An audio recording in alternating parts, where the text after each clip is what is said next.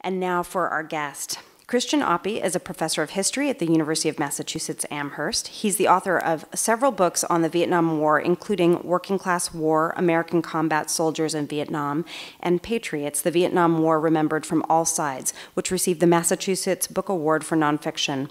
His latest, American Reckoning, The Vietnam War and Our National Identity, explores the legacy of the Vietnam War and the way it has shaped our nation's self-image. Please give a warm welcome to Dr. Christian Appy.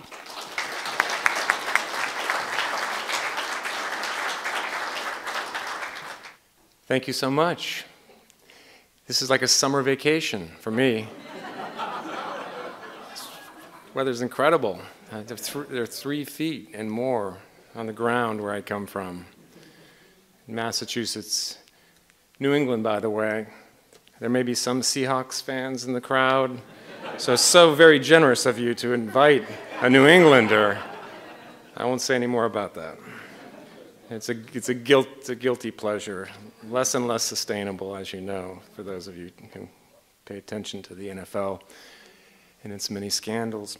Tonight, I'd like to start by giving you a brief sense of my ambition in writing this book, some of what its main arguments are, and then read a few passages to give you some sense of the style and the content.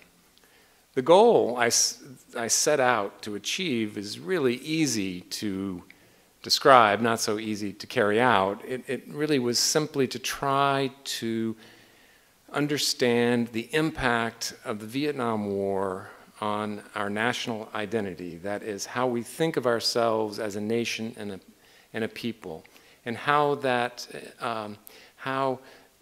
Vietnam entered American consciousness in the 1950s and how it shaped identity from really the dawn of the Cold War all the way to the present.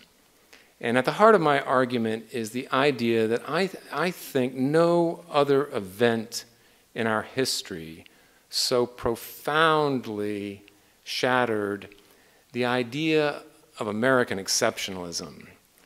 This broad faith in the idea of national superiority, the idea that we are forever and always a force for good in the world, a defender of freedom and democracy, the invincible and indispensable nation. This was a concept, of course, that goes way back to the roots of our history, but achieved its heyday, I believe, in the 15 to 20 years after World War II. We came out of that war better off than any other country in the world by far. The economy took off during the war, pulling us out of the Great Depression. We did lose nearly 500,000 people, of course, but compared to other nations, that left us relatively unscarred.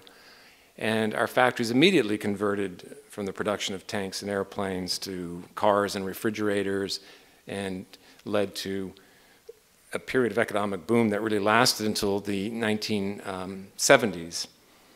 So you can't really understand how profoundly the 1960s affected Americans without really understanding that broad faith in America as the greatest nation on earth. Because the 60s really was a profound identity crisis, a kind of American reckoning. And it takes many forms, and some of which I'll allude to here, but just to give you a quick sense of it, there was a poll in 1971 that found that not only did 71% of Americans conclude that the war had been a mistake, a remarkable 58%, a full majority, concluded that the American war had been immoral.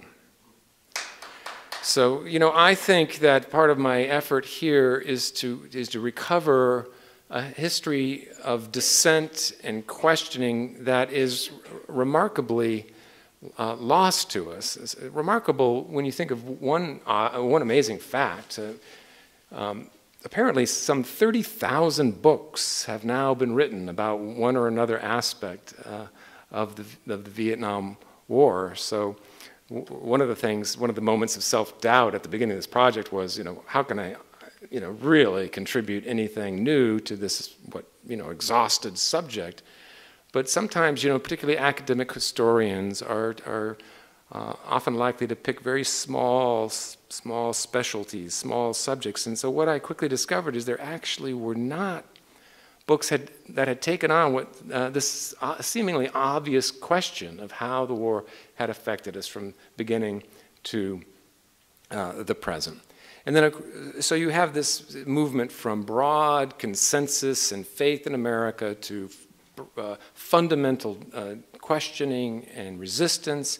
And then going into the decades after the end of the Vietnam War in 1975, there is an odd thing happens. We really try to cobble back together again this faith in America, American exceptionalism. And to a large extent, it was pretty effective. I mean, when you think about it, it seems impossible to run for higher office in this country without paying homage to that creed. I remember pretty vividly when Obama ran for the first time in 2008, some journalist asked him whether or not he believed in American exceptionalism. And he said, oh yeah, but if I were British or Dutch, I would probably believe that that was the greatest country too. Well, clearly that was not going to wash. He was really beaten up over that response. And in subsequent years, he's expressed a more kind of unequivocal faith in American exceptionalism. But I do argue in this book that it takes a different form. It's much more fragile, it's much more brittle, it's much more defensive, and it's really, it's underwritten by a kind of bizarre notion of American victimhood that we have in the years beginning with Vietnam and after, become the victims of these inexplicable forces from countries or subnational groups that inexplicably hate us. And so I try to get some sense of how this concept still endures and what function it serves. Because one curious thing is if you ask Americans have the capacity to be pretty self-critical about specific things in our nation. If you ask your neighbors, what do you think of American schools? I mean, you're going to have an earful. They're terrible. What do you think of our roads and bridges? Oh, there's like it's like a third world country. Or what do you think of Congress? Completely dysfunctional. 6% approval rating. So when specifically people make criticisms, but then when you ask them what's the greatest country on earth, still a sizable majority of Americans adhere to it, and some of that might be explained simply by the desire that we live up to our highest ideals. But I honestly think we need to get rid of it as a concept. I don't think, first of all, it holds up to the historical record. I don't think the historical record really bears it out. And second of all, I think it does more to make enemies rather than friends, who wants to be constantly told, that we're the greatest and you're not. And the international military establishment that it helps to foster, which continues to include more than 800 foreign bases, American military bases on foreign soil, I think is simply unsustainable for economic reasons alone. So that's the sort of overarching ambition and argument of the book. And I want to give you some of the content because I really care a lot about the writing, and I'm very committed to trying to reach an audience beyond my academic colleagues. And I began in the first chapter with a figure who is now long forgotten. His name was Tom Dooley, Dr. Tom Dooley, Dr. Thomas Dooley. Most Americans might have heard the song Hang Down Your Head, Tom Dooley, an old Kingston Trio song, which had nothing to do with the Tom Dooley I'm writing about. It's about a 19th century ballad. But, I guess if you're over 55, and particularly if you were raised a Catholic, you may remember him. But He died in 1961. That's part of why he's now long forgotten. He died of cancer at age 34, just before, in the first year, just before Kennedy actually took office. And that's an interesting connection because Kennedy often invoked him as a model for the Peace Corps. He was considered to be the epitome of kind of an American missionary. Even in those old magazine polls, I don't know, they probably still do this, where they ask you what are the top 10 most revered people in the world.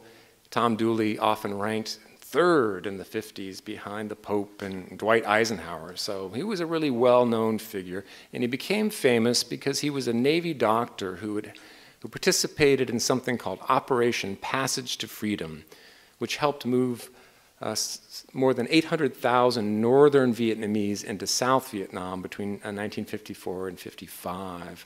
And he wrote a book about it called Deliver Us from Evil. And I think that book really gives us, even though now it's a forgotten bestseller, it gives you a very vivid sense of 1950s culture and this sense of America as the good guys who are going out in the world to save and rescue suffering people.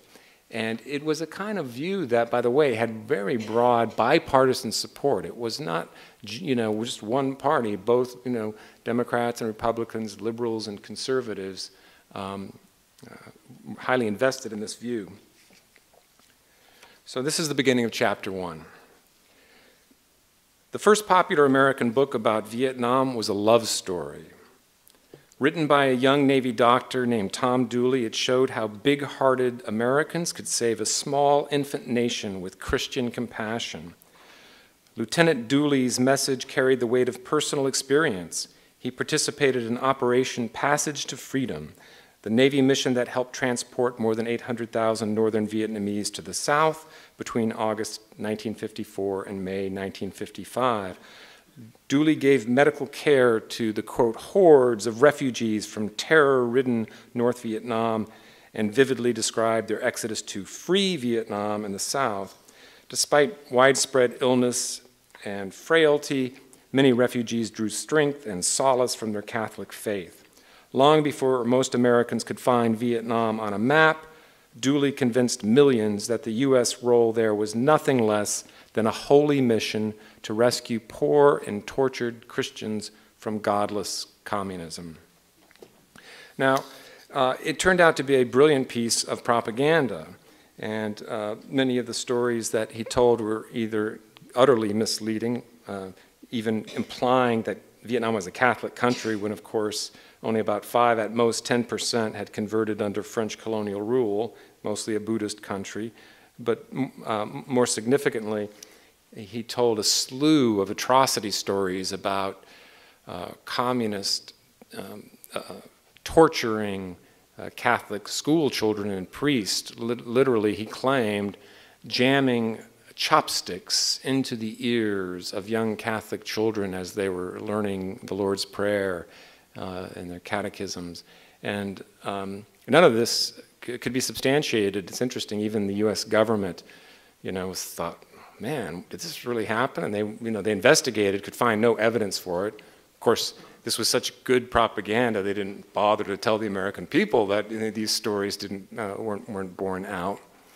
But there were all kinds of other omissions from the book Deliver Us from Evil that came to light, but only slowly, and that's worth remembering. The anti-war resistance of that era really did take years and years and years to develop, and really only starts to peak in the late 60s, years after all this very important early history is being formed.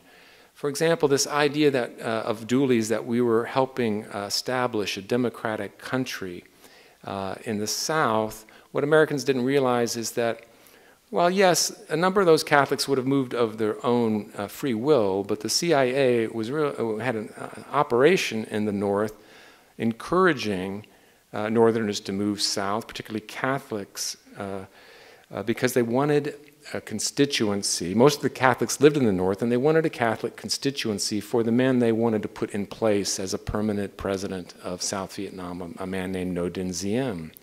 So they circulated propaganda suggesting such things as the fact that the United States was thinking about nuclear bombing the north of Vietnam, get out while the getting is good, even saying that the Virgin Mary herself is moving south. And it's true, I'm not making this up. And this idea, of course, that we were supporting a fledgling democracy in the face of communist aggression. Eventually, Americans began, a growing number of Americans anyway, thanks to teach-ins on campuses and small little newsletters. Before the internet, you had to have these things like Eye of Stone Weekly and Ramparts and Viet Report, and now all these obscure publications that you have to go to archives to find. But one of the things that Americans were slowly learning is that we, in fact, had not supported democracy in South Vietnam. In fact, there had been, after the Vietnamese successfully defeated French colonial rule in 1954, an international conference in Switzerland, and the Geneva Accords that were formulated coming out of that conference stipulated that Vietnam would be temporarily divided between North and South, but just temporarily. It was never intended to be a permanent political and geographic division between North and South, and that in 2 years' time, there would be an internationally sanctioned election to reunite Vietnam under one government. Well, those elections were never held. Why? Because the United States and its ally, Ngo Dinh Diem, decided not to hold those elections. They blocked them, and they did so because every intelligence report they had, and Eisenhower, by the way, admits this fully in his memoir, every intelligence report indicated that Ho Chi Minh would almost certainly win an overwhelming victory, perhaps 80% of the vote, in North and South in Vietnam, and therefore the communists would come to power democratically. That was an intolerable result from in Cold War Washington. So the goal became to build a permanent, non-communist, permanent country called South Vietnam that would be non-communist. That was the clear goal. It was adhered to for 21 years, and of course, it failed. Primarily, it failed because the government, first Diem, but then a whole string of governments after that, never gained the broad political support of their own people. It was never really a question of, our not trying hard enough militarily. That was really irrelevant, the military side of it. It was the failure to have the political support necessary to achieve that objective. The other thing is, in addition to blocking elections, it's clear that the regime set up by Ngo Dinh Diem was hardly a democracy. Almost immediately after taking power, he was going around the countryside executing people who had been part of the movement to overthrow the French. People who were in fact widely regarded as patriotic heroes in the South as well as the North. They actually literally had these roving tribunals going around the countryside in the South in the late 50s, having these summary trials and executions all within a day. They'd made no bones about it. They published pictures of it in the paper just as a kind of terror tactic. This is what's happened if you are considered to be a threat to the state. Any guesses as to how they executed these people? You think of the French tradition of guillotines. They actually had a guillotine going around the countryside executing them. So that was again, part of the awakening of the 60s was to recognize that we are supporting these regimes, and not just in Vietnam, but in many, many places around the globe that are repressive, in fact, of democracy. But it takes time, and well through the early 60s, there is a kind of idealistic underpinning of it. I have a sizable section on the image of the Green Berets, which I don't have time to read from, but the Green Berets were really iconic figures in the early 60s. Magazines almost competed to see who could lavish the most praise on these American heroes. They were sort of represented as kind of Peace Corps, kind of an armed Peace Corps that was going to go out and defeat the Reds at their own game, out-guerrilla the guerrillas. Gradually, of course, though, America became aware that the political story about democracy had many questions about it. After all, the very guy we had supported for 8 years was overthrown in a military junta. We learned eventually that America had given the green light to the overthrow of Diem. And even more significantly, we're gaining a greater sense of the brutal and often very indiscriminate way in which we conducted that war.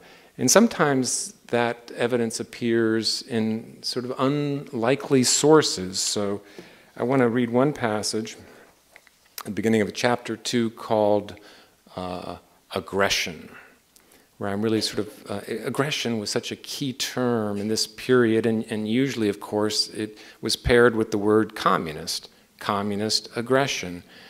For example, I did a search on the New York Times database, which is, now it's really interesting. You can search going all the way back to its founding in the 1850s, key terms. So I just typed in the term communist aggression. And there are only about 8 mentions of that term up until the beginning of the Cold War, really, in 1945 and 46. And then from then, 46 to 1960, that phrase, communist aggression, appears more than 2,600 times. So, if you're a faithful reader of the New York Times, you're seeing that phrase at least every other day. And, the phrase American aggression appears, a relative handful of times, and it's always, from a communist source, so immediately disparaged as, complete propaganda. So this is how the chapter Aggression begins. Movie star Audrey Hepburn is smiling and radiant, dressed entirely in white. White top, white slacks, white shoes. A white jacket is draped over one shoulder. She is looking at us from the cover of Ladies' Home Journal, January 1967. A banner across the top asks, "Would you believe she's 37? The inside story says Hepburn is not too old to change her once pure and inviolate image. All convention is rigidifying, she declares. In an upcoming film, Two for the Road, she will wear miniskirts, vinyl shorts, and also, are you ready? Has a love scene with Albert Finney in which she wears nothing. Even away from the set, she was seen fruging in discotheques and wearing all the go-go goodies." Times were indeed changing, and not just in film, fashion, music, dance, and sexuality. The same issue of Ladies' Home Journal that featured the Hepburn story ran a disturbing article by Martha Gellhorn, a searing account of Vietnamese refugees, war orphans, and wounded children. It may have been the most damning expose of the civilian suffering caused by the American war in Vietnam yet to appear in a mass circulation U.S. magazine. She was 58 years old at the time she went to Vietnam, and she really had to struggle to get there. Gellhorn went to one publisher after another, pleading in vain to be sent to Vietnam. "It is the only work I want to do," she wrote a friend, "but nobody wants it. I am plainly too old." Whether it was her age, her gender, her public criticism of the war, or all three, no American publisher would hire her. Finally, the Manchester Guardian in Britain agreed to publish her articles if she would pay for the trip to Vietnam. She went. It did not matter to these resistant publishers that Martha Gellhorn was one of the most distinguished war correspondents of the 20th century and had been covering wars beginning with the Spanish Civil War of the 1930s. She covered D-Day 3 days in when it was still a very chaotic scene on the beach. She was at Dachau when it got liberated. She covered a lot of wars. She did go over, and her articles were published only in a smattering of places, but amazingly, she persuaded Ladies' Home Journal to publish one of, I think, her most troubling and politically tough criticisms of the war. And she somehow managed to convince them that her approach was merely humanitarian, not political, that she was just going to focus on the children. And so let me give you just a sense of it. Here's how this amazing article begins. "We love our children," it begins. "We are famous for loving our children, and many foreigners believe that we love them unwisely and too well. In fact, we might be too busy loving our own children to think of children 10,000 miles away, or to understand that the parents there who do not look or live like us love their children just as deeply, but with anguish now and heartbreak and fear." And she travels around to a lot of civilian hospitals, and she documents the fact that many, many refugees from the countryside are being forced from their ancestral lands by explicit American policy. "We engaged in the forced relocation of at least," this is a very conservative estimate, "at least 5 million South Vietnamese out of a population of 17 million. And the short answer for why is that we couldn't control those villagers out in the countryside, and they were all too willing, many of them, to offer support, intelligence, food, hiding, and recruits to the local communist-led insurgency that came to be known as the Viet Cong. So part of the plan was to put them on trucks, helicopters, move them into refugee camps, or just sort of do so much bombing that they would have to be forced on their own to move into the cities. And this was, in a way, actually thought of as a positive thing, a positive metric of success. How many refugees were generated was thought to be a good thing in command chronologies, and justified by social scientists at Harvard like Samuel Huntington, who thought that this would actually lead to an improvement of modernization, that people would come from the countryside and learn urban life and urban values and consumer culture and find new opportunities. I mentioned this refugee thing because it's an interesting contrast, isn't it, to this idea of Dooley's that were in Vietnam saving all these poor, suffering refugees from communism, which indeed was a huge migration, 800,000, but it's dwarfed by the more than 5 million refugees that we were creating. So she's documenting some of that, and then there is, she's also writing about American use of one of the most indiscriminate weapons of the war, along with cluster bombs, napalm, the sort of jellied gasoline, highly, highly inflammable, that was first invented during World War II to firebomb some European cities like Dresden, but 66 cities in Japan, burning up these cities constructed largely of wood and paper. By the time of the 1960s, the napalm had, thanks to companies like Dow Chemical, had been vastly improved to burn much hotter and deeper and longer. The gel, the sort of snot-like gel that it throws out with the huge fireballs, if it lands on your skin, cannot be wiped away. It burns 10 times hotter than boiling water. It's just a devastating weapon. And it was dropped on South Vietnamese, primarily on South Vietnamese villages. I'll come back to that, but 400,000 tons of it. Many more tons than were dropped on Japan. In a hospital, she offers this description. "Before I went to Vietnam, I had heard and read that napalm melts the flesh, and I thought that nonsense because I can put a roast in the oven and the fat will melt, but the meat stays there. Well, I went and saw these children burned by napalm, and it is absolutely true. The chemical reaction of this napalm does melt the flesh, and the flesh runs right down their faces onto their chest, and it sits there and it grows there. These children can't turn their heads. They were so thick with flesh, and when gangrene sets in, they cut off their hands or fingers or their feet. The only thing they cannot cut off is their head." So this appears in Ladies' Home Journal, early 1967, and this is even 2 years before the revelation, for example, of the My Lai massacre, in which an American company enters a South Vietnamese village and murders at close range roughly 500 non-resisting, unarmed civilians, most of them women, older men, and children, a massacre that was successfully covered up by the American military for some 20 months. And I also want to emphasize the fact again that the sheer bombing in Vietnam was unprecedented, and most of it fell on South Vietnam, the land we claimed to be defending.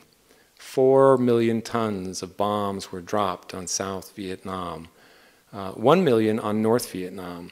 And I stress this because, you know, you often hear this argument that we did hear this argument, particularly from Reagan and from George H.W. Bush, that we fought a restrained war in Vietnam, that we fought, to quote Bush, with one arm tied behind our back, or to quote Reagan, that we denied our troops permission to win.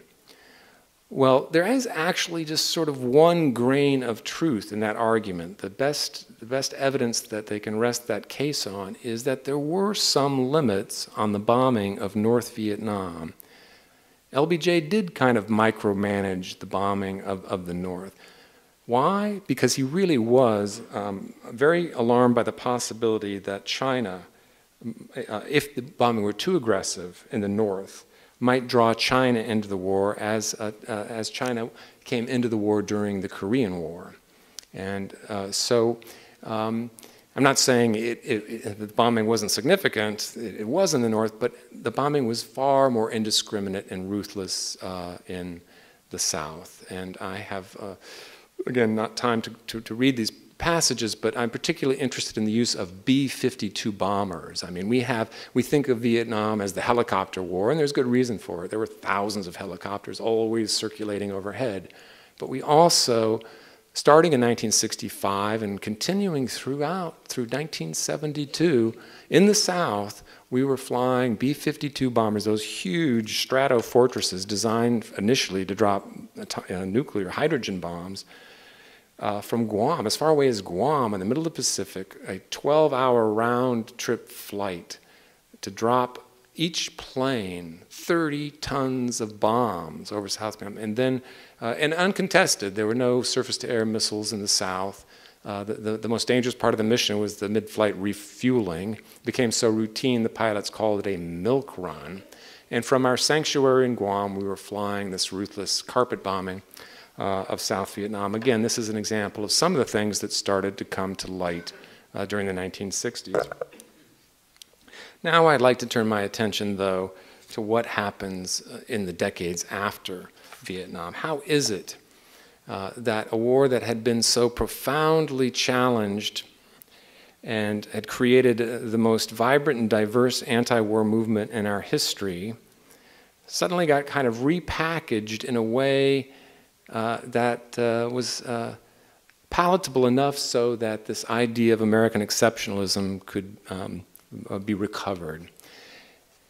The simple answer I would offer is that we managed to transform the war into an American tragedy, so that instead of thinking about and remembering all the damage and destruction we had done in and to Vietnam, we began to worry about how would it hurt us?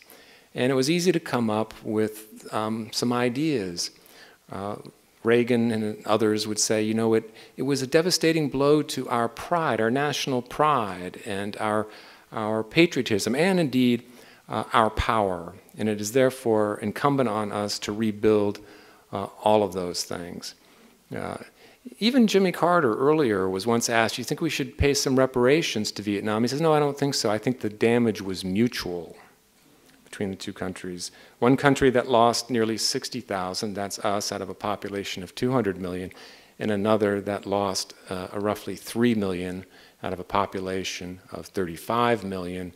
If we had lost a proportionate number, the Vietnam Veterans Memorial in Washington would contain the names of at least 18 to 20 million people, and at least half those names would not be former combatants, but women, children, and other civilians.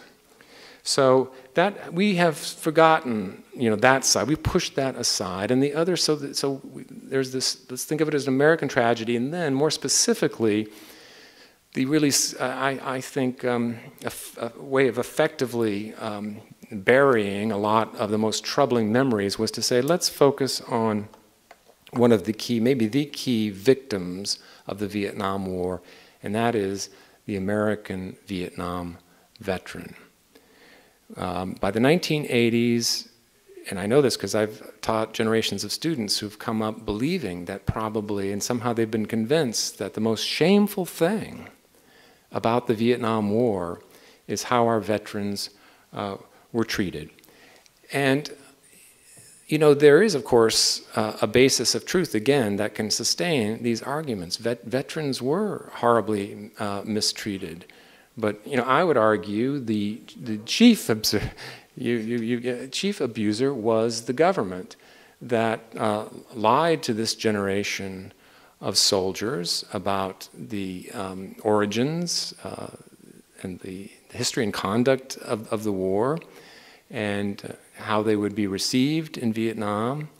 And when they returned, did not, and this continues to the present, did not provide them with the kind of services and support that had been accorded earlier generation of veterans. So too does corporate America deserve blame for the shabby treatment of Vietnam veterans. Very few of them went out of their way to hire or train veterans. Many of them were scared off by the images produced by another big corporation, the mass media, which created these gross stereotypes of veterans as wacko, drug-addled, violence-prone. This is very much a kind of 70s stereotype. So I would even say the traditional veterans organizations, the American Legion and Veterans of Foreign Wars, also failed to lend a welcoming hand to Vietnam veterans. And in fact, very few Vietnam veterans joined those organizations and created their own. But here's the odd part.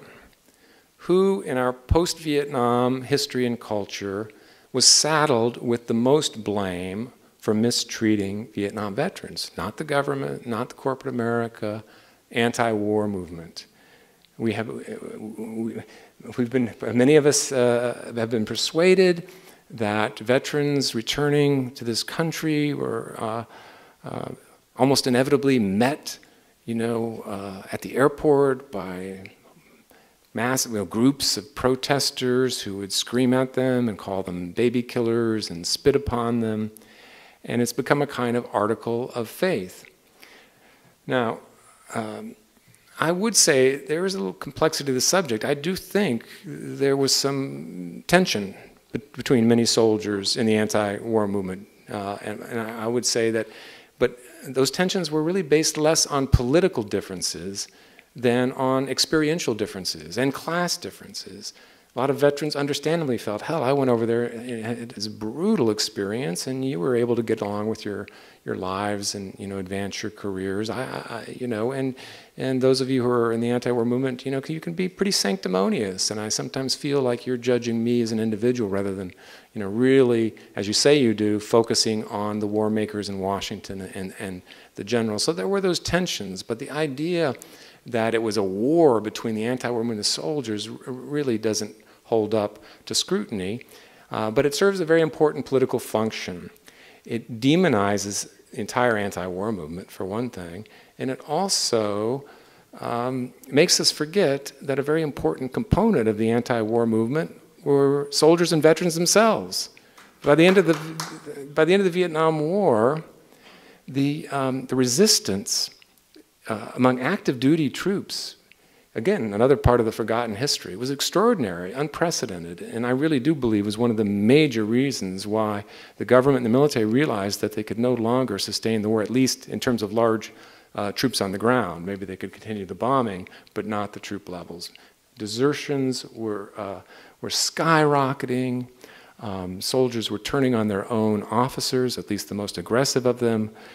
Some of the officers were not that aggressive. Some officers were turning against the war. There were many instances by 69, 70, 71 of combat avoidance, even flat-out combat refusal. So that history has gone underground.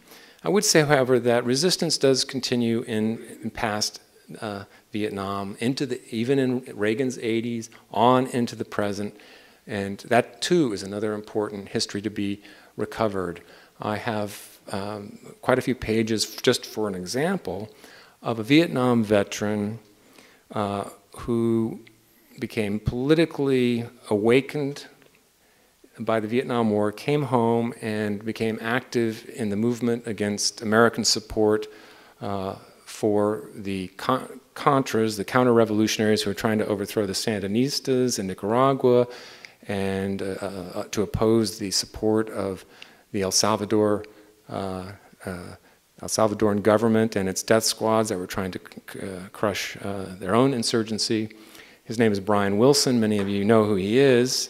In 1987, September 1st, he sat down on a railroad track at Concord Naval Weapons Depot to try to block a movement of munitions down to a harbor where they would be transported, well, to various American clients around the world, but he was particularly trying to block the arms going to the Contras.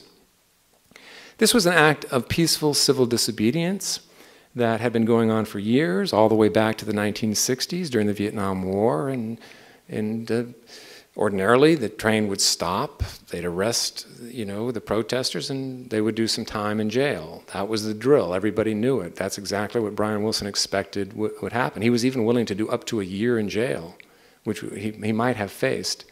And typically these trains were ordered to stop if there's any obstruction at all.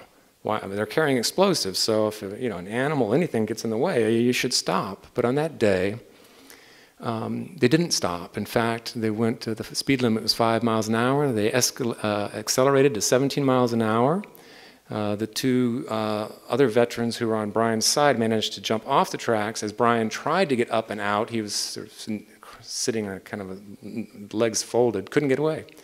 So he was hit by the train, tumbled underneath like a rag doll, miraculously survived. He lost both his legs, his cranium was crushed in, he broke about 17 bones, woke up in the hospital 4 days later, thought he was in prison, but then he noticed all these sort of flowers and plants around and realized he was in a hospital room. So he's got his own important story that illustrates the persistence of resistance, but really the aftermath of his attempted really murder. And he did, by the way, through court proceedings, the strong evidence surfaced that the base commander had ordered the train to run over him, based on the assumption that he was a domestic terrorist. We were using that term even then, by the way, and earlier. He was a terrorist and he was going to try to seize the train. Well, in the jump up on it somehow and seize it.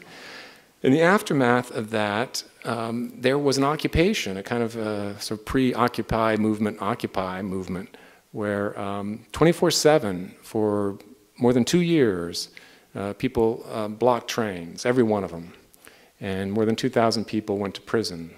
So resistance continues, but it wasn't obviously much covered in the mainstream press, and so.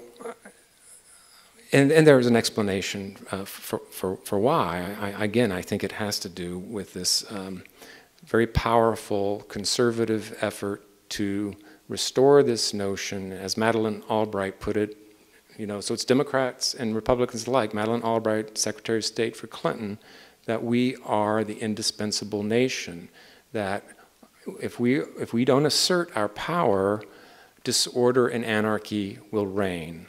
We're the only people that can do it. And I just don't think history bears this up. I think more often than not, when we assert our military power, we create more animosity than friends, we do more repressing than liberating, it's unsustainable economically, and I think it degrades democracy at home. So with that, I will stop and I welcome your questions. Thank you.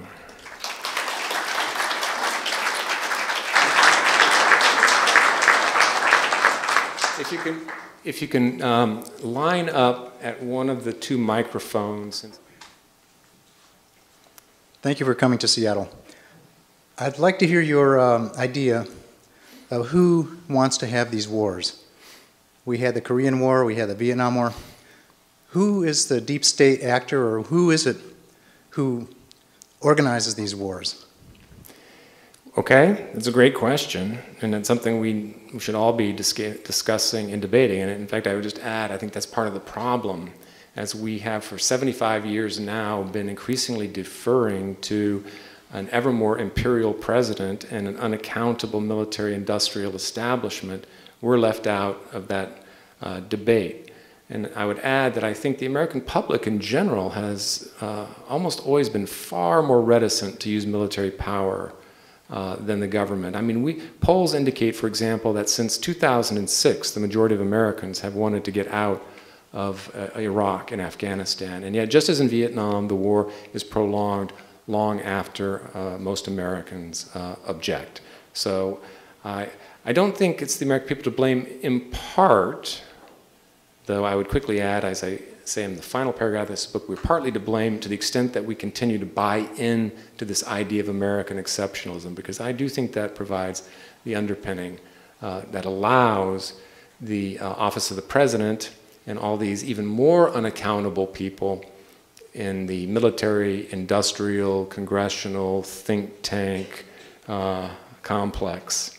So, you know, it's complicated. It's not that somebody at Halliburton just picks up a phone and calls Dick Cheney and says, you know, let's go to war in Iraq. A lot of this sort of thing, first of all, it's not that easy, and it's not that kind of conspiratorial, but there is such a sort of a shared ideological commitment to American military supremacy, and this has been with us really since World War II, this idea that we want to be so damn strong that no one would dare to confront us directly. They call it full spectrum dominance. That's the goal. We want to be dominant on, over the entire planet, the land, the water, under the water, the air, outer space, cyberspace. That's full spectrum dominance. And so it's not necessarily, those are the deep roots of war. It's the, you know, the effort to, the sense that that we need to assert American power because we are the greatest nation on earth. And yes, there are, you know, the rhetoric of we want nothing in it for ourselves, we have no self-interest. I think that the people in power understand that that is merely rhetoric, and they understand that resources are at stake. And yes, they understand that oil is I mean, there's a reason why we were intervening so much in that region over the last 15 years. And occasionally it even gets admitted. Greenspan, the former head of the Federal Reserve, actually admitted it in his memoir. Of course it's about oil, he said. Even in Vietnam, I have a chapter where I try to argue the economic underpinning of that war, which is a little bit more complicated and a little tedious to explain, because it is true that Vietnam itself didn't have anything like the oil reserves of Iraq, but it was part of a whole Pacific set of markets that we were very concerned about, particularly countries like Indonesia and Malaysia, but most especially, of course, Japan, the key Pacific ally, and we wanted Japan to continue to have trading partners throughout the region. But okay, that's enough for that, yeah. I have a real short statement, a question, and a request. First, I think Patriots is the most valuable book ever written about Vietnam for helping Americans understand what people on both sides went through. In case you folks haven't read it, it's about 120 or 30 vignettes of people from the highest generals and politicians on both sides, from General Giap to, I think, Rumsfeld or whoever was in charge then, to the people on the ground, the Viet Cong soldiers, the Americans who were on the ground there. It even looks at My Lai, where it takes villagers. They, in a page or two, describe what they went through, and then on the other hand, the American soldiers who were there. So, okay, my question is, let's see. You're a young guy. Have you ever thought about writing something about the Palestinian-Israeli conflict, or what's going on in the Middle East? And my request is, please write that. Well, I am sort of looking for ideas. It's not something I've specialized in, but it's a very, very important topic. Yeah, I came of age just on the brink of the Vietnam generation. I turned 18 in 1973. As many of you in this room know, that's the year the final American troops were taken out of Vietnam. It's also the year the draft ended. But you know, I grew up in a fairly sheltered suburban town where I didn't know a single guy who fought in Vietnam. And that, even though I was pretty oblivious to a lot of it, it was possible as a sheltered, pretty sheltered kid in the 60s, because it was such a powerful experience to feel the emotional undertow. And I did, at least in some emotional way, feel that this had been really a terrible thing that had happened.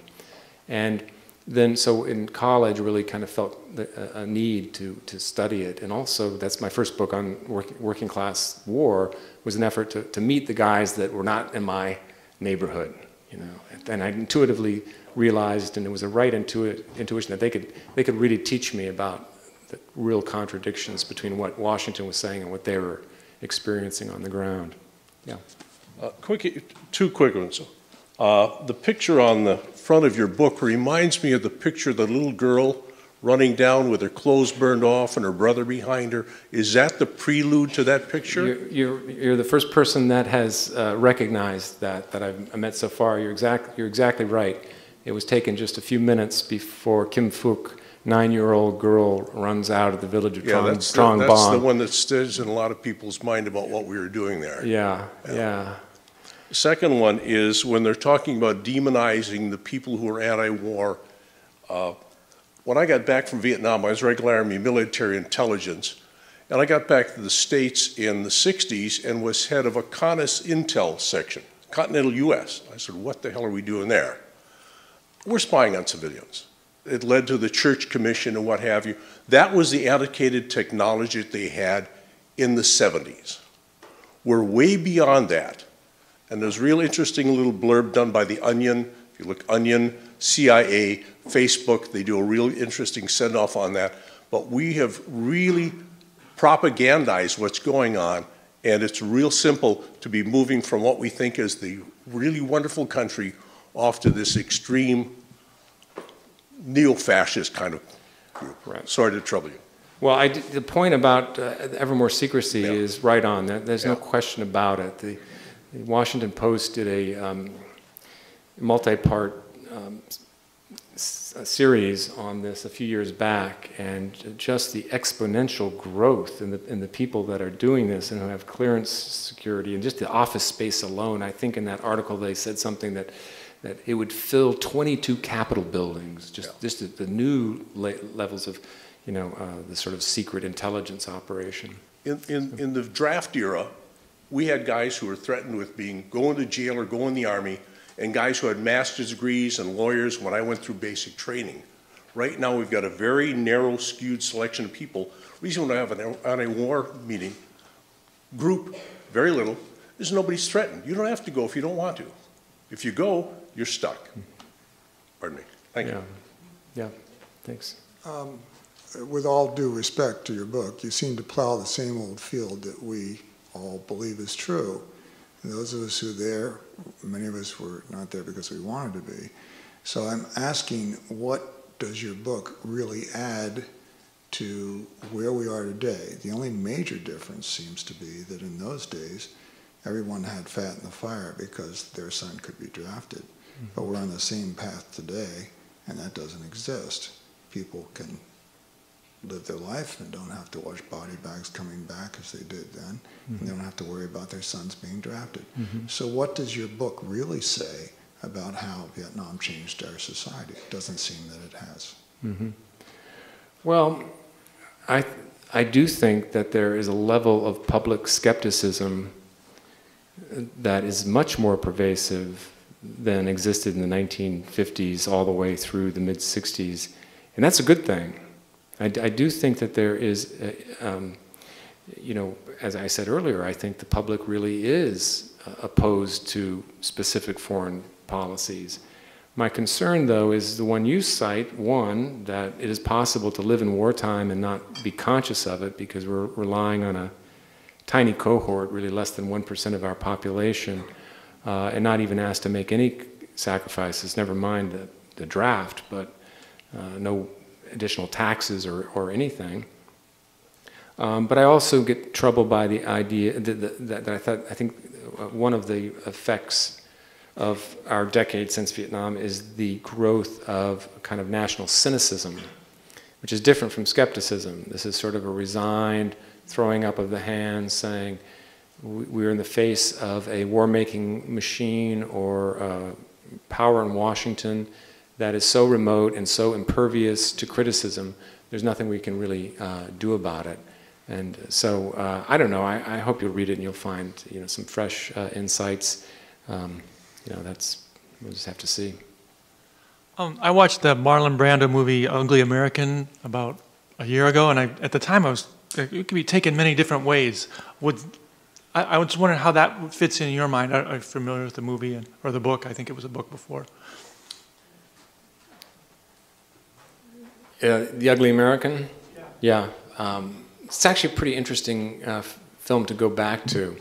And in some ways, there's some slightly subversive elements in it that you might not expect for the early 60s.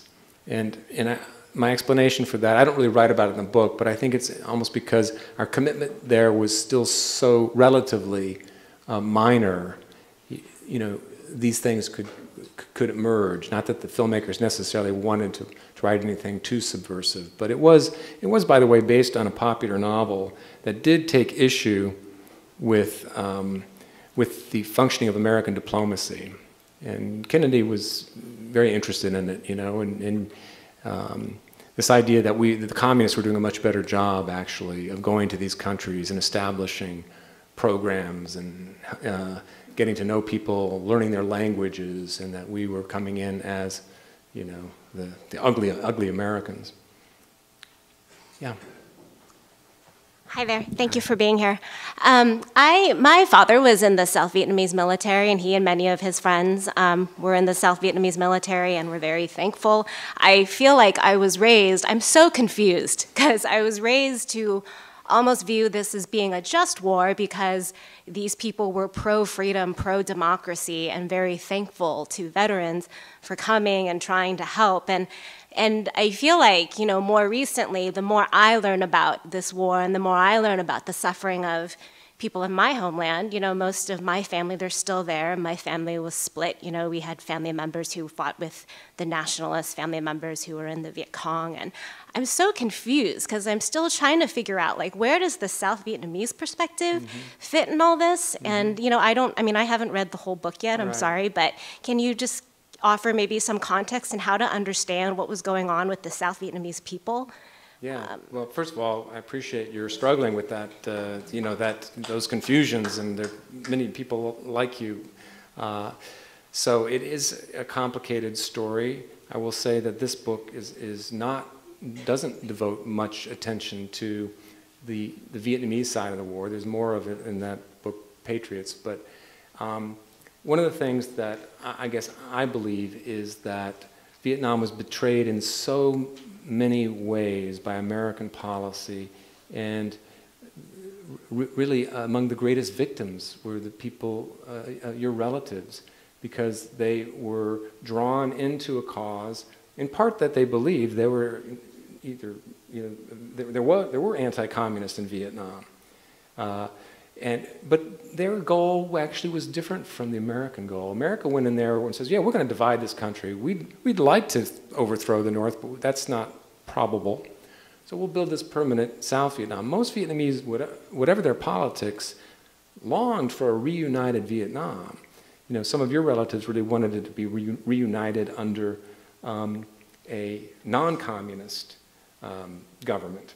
And a South Vietnamese officer I met and interviewed years ago said to me, yeah, I would go to my neighbors and I would say, you shouldn't trust the communists. They're full of all this great rhetoric about equality and justice and liberation, but you shouldn't trust them because once they get in power, they're going to be as repressive as anything we've seen in our government.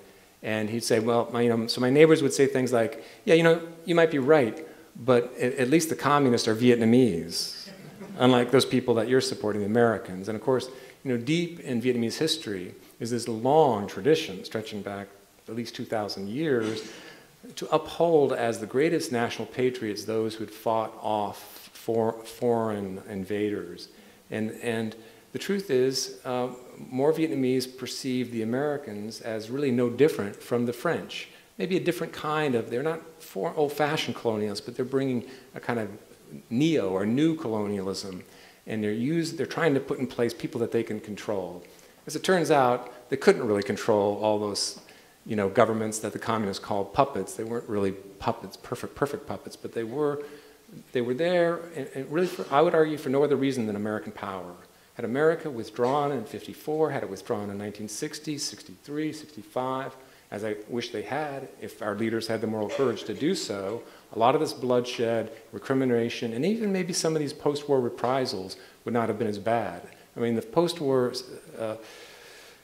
experience for people that allied themselves with, the South Vietnamese government military suffered terribly. There's no question about it. I wouldn't justify it for a second, other than to suggest that it doesn't offer retrospective justification for our initial intervention. Indeed, I would say our intervention exacerbated that post-war experience for the Vietnamese, and indeed had a role in making things worse in Cambodia, and helping to plant the seeds that led to that genocide.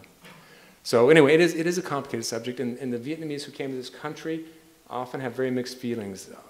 Understandably feel, in one way, deep patriotism, but also a real sense of betrayal, because they lost not only a war, they lost a home. And many Vietnamese I've met really have a longing for that, to sort of recover those connections. And so I don't know if that's an adequate answer, but I really appreciate your question. I appreciate the context. Thank you. Okay. Over on this side. Yeah. I just wanted to express my gratitude for your focus on the notion of American exceptionalism, which I agree with you that it's a concept that should be put to bed. Thank you. Yeah, thanks for your comment. Thank you.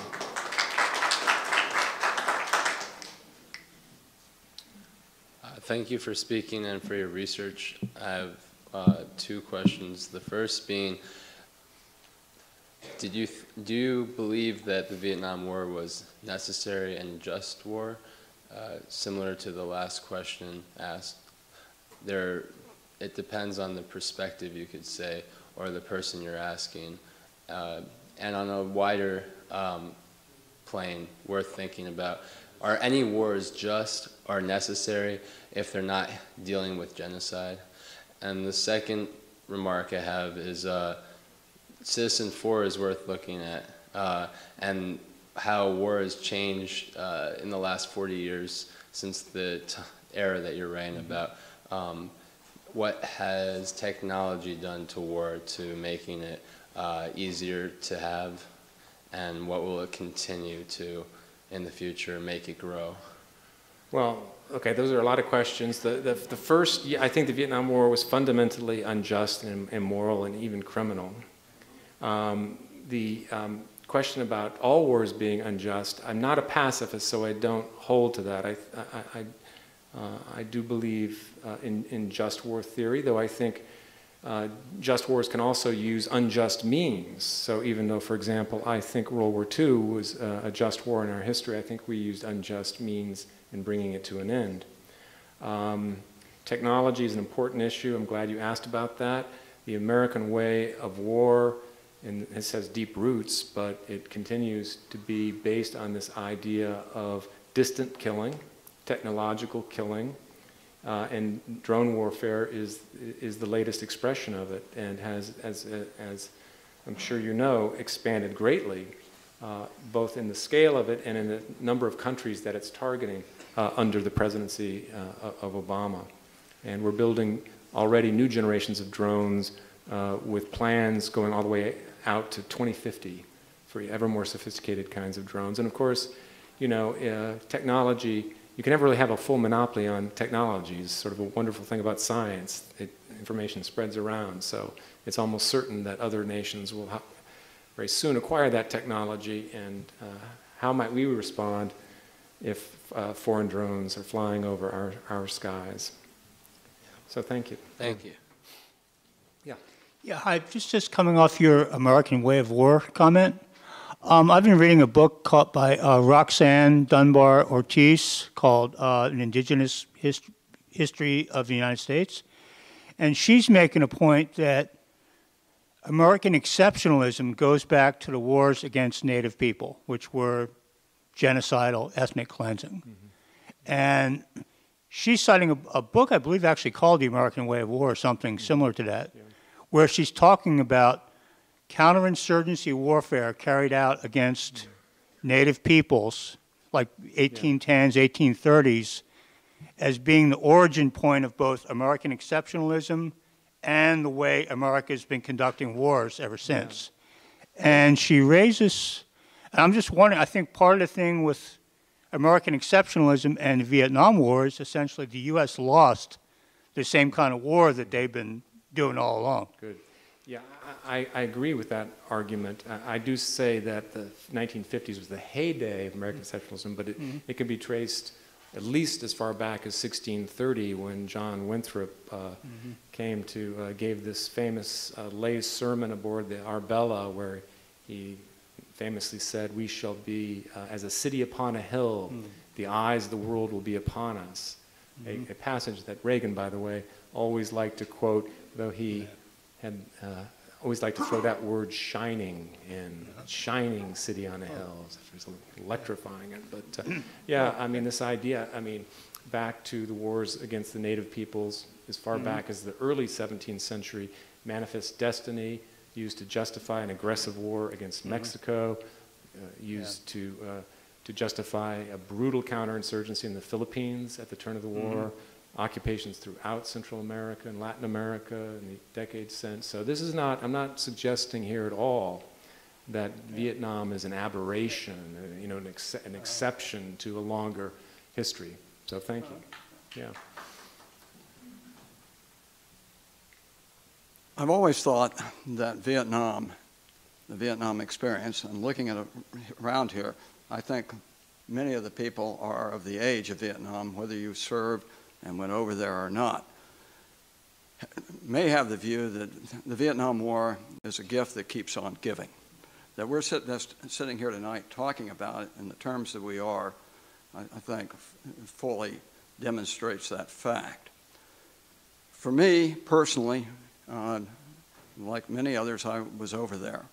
I would suggest that perhaps my experience and some of the others with whom I've been friends have much more, a more subtle experience than what you spoke about here tonight. But I would say that I heard another history professor, Professor Emeritus John Bridgman of the University of Washington, speak here about 8 years ago. And he commented with respect to, first of all, Kennedy and whether he might have survived, would have taken us off out of Vietnam as a distinct possibility. But he also said that the period of 1966 to 68 unloosed a cynicism in this country towards American government that, at least for the previous 30 years, had been seen as an opportunity for good for the country. And that cynicism bedevils us to this day. I don't know whether you agree with that or not. I have one other final comment to echo somebody else who spoke here. I have a son-in-law, I'm a Marine officer. He is a Marine, I have a son-in-law who is a Marine officer. I don't know of too many people in my contemporaries that have children or their spouses who are in the military. And I think that is a grave problem for this country that's going to come back and bite us. Thank you very much for your comment. Just to follow up on a little bit of that, I think the divide between the civilian population and the military one is greater than it's ever been in our history. I think we need to have discussion and dialogue with people, you know, who represent different points of view. So I really appreciate your comments. I do think, however, that the The government-sponsored efforts to commemorate military service are often empty gestures. We're instructed every day in various ways to, every time we see someone in uniform, to say thank you for your service. That demands nothing of us. Nothing of us. I would suggest that the better thing to say is, nice to meet you, would you be willing to tell me about your service? And then discussion, then democracy can begin, and might begin to help to bridge that divide. I also think you're right to say that trust in government was decisively affected by the Vietnam War, and we have polls to support it. Up until about 1963 or 64, when asked whether or not you trust the government to do the right thing, 75% of Americans routinely said yes. By 1973, that fell down to about 1/3 and has remained the same ever since. In some ways, I think that's a good thing because it reflects a healthy skepticism. But I also think it reflects a sort of cynicism that government can never really represent us and be a force for good at home. There's a great irony here.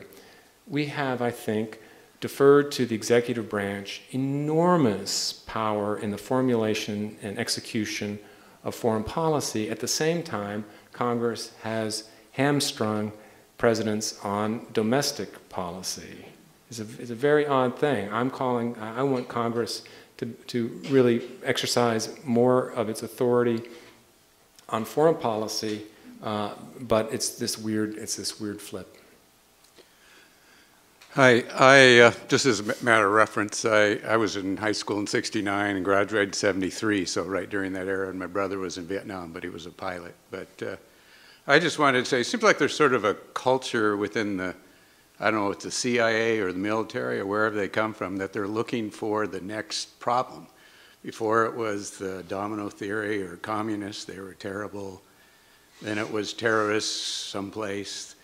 And like you said, communist aggression, all of a sudden we're hearing ISIS. You know, we didn't hear about ISIS, what, a year or two ago, and everything. So it's like they're searching something out. And so our leaders get information that says, I got to do something, because the media's on them. I guess I'd be curious in terms of what do you think of the training and what do you think of the media and all of that. Thank you.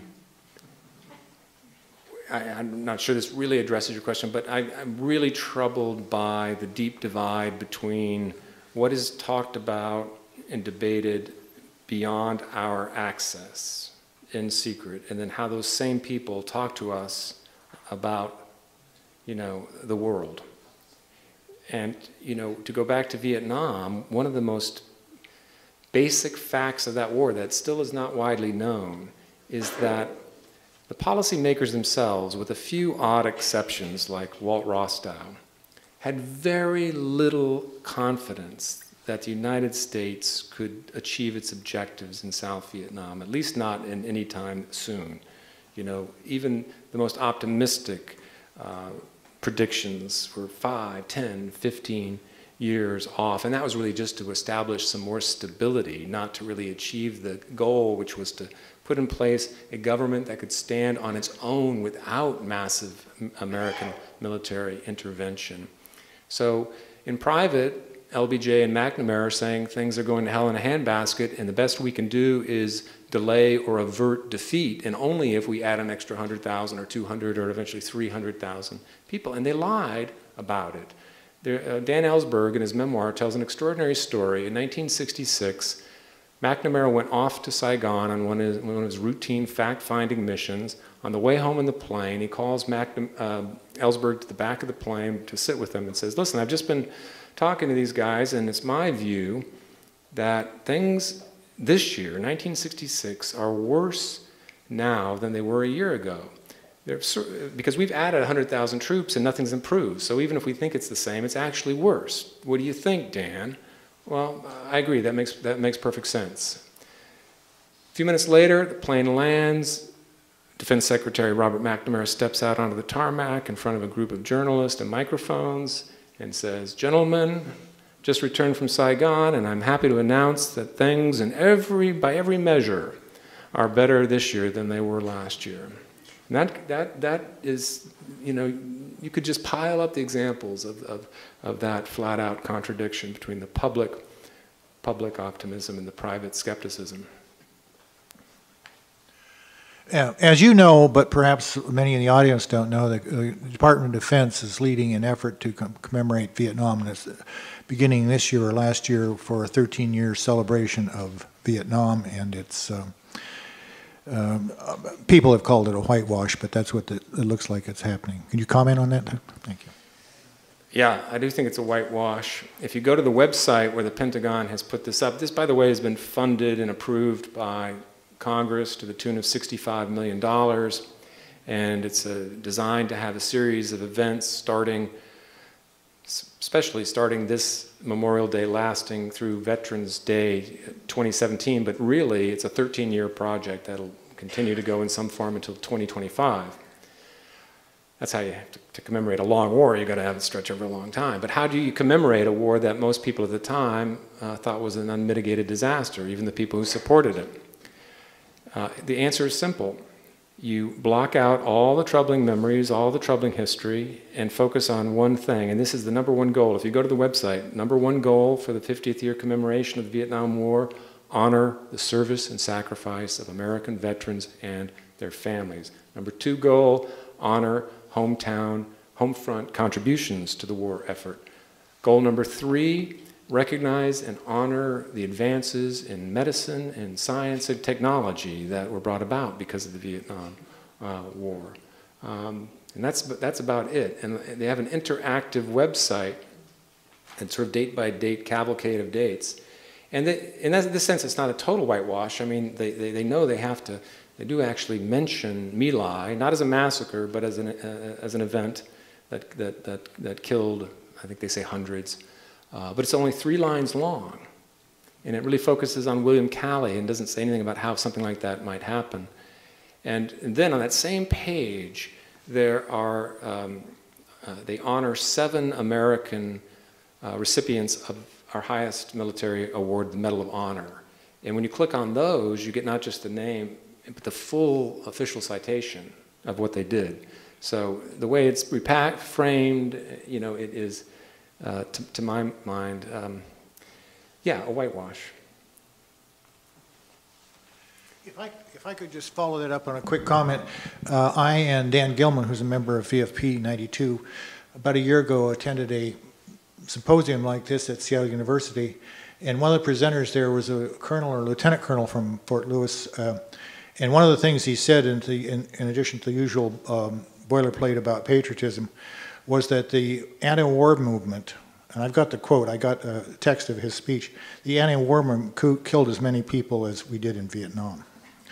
This is a college-educated officer representing the United States and the Department of the Army at a prestigious Jesuit university, making statements like that. And for anybody who wants to talk to me afterwards, I can send you the electronic file for those remarks.